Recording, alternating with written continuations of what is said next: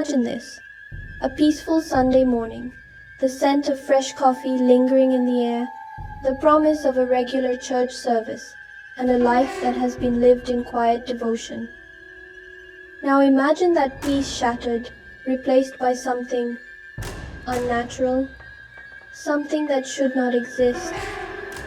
This is the story of Sally and Jerry, a couple that has been together for over 50 years, and the horrifying event they witnessed inside their very own church.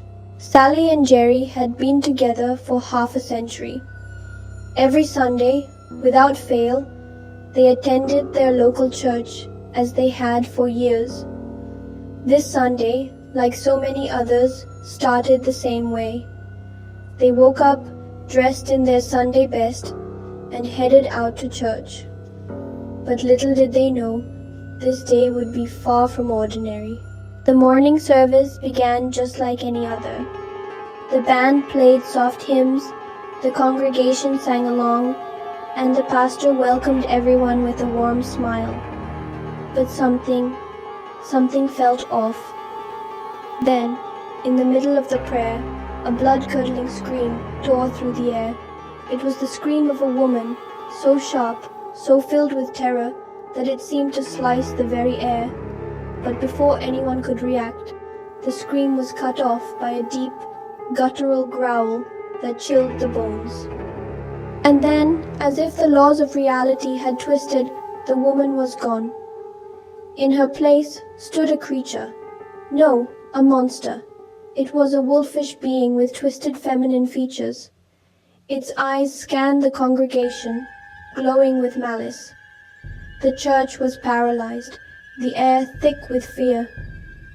The security guards rushed forward, but the creature swatted them aside as if they were mere insects. It leaped onto the stage where the pastor stood, unshaken. With calm authority, he raised a cross and began to recite the Lord's Prayer. In the name of the Father, the Son, and the Holy Spirit. The pastor's voice echoed, unwavering. Leave this woman's body. He repeated the words louder, stronger, his voice ringing with divine power. At last, after what felt like an eternity, the creature collapsed into the front row of pews. Slowly, its twisted form began to shift, morphing back into a woman. She was pale, drained, as though the life had been sucked from her. But her eyes, those eyes remained hollow, as if something deep within her had broken. Days passed, but no news reports ever surfaced about the incident. It was as if the world had forgotten. But then, one day, there was a knock at Sally's door. 2 government agents stood there, their faces cold, unreadable. They told Sally and Jerry to forget everything they had seen, to keep quiet, for their safety. They claimed the woman was just suffering from a mental illness.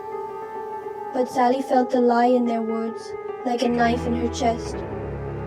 The agents left them with a check, a price for their silence. But the haunting didn't end there. Sometimes, late at night, they would notice a car parked across the street, watching. When they went out, they'd catch glimpses of it from the corner of their eyes, always there, waiting. Even now, years after Jerry's death, the question lingers. What was that creature, and why did it appear that day? Others were affected too. Paul, one of the security guards, experienced strange occurrences shortly after the event. Cabinets falling on their own, knives flying through the air. It was as if the church had become cursed, haunted by something that could not be explained. Some say it was a demon summoned from the depths of hell.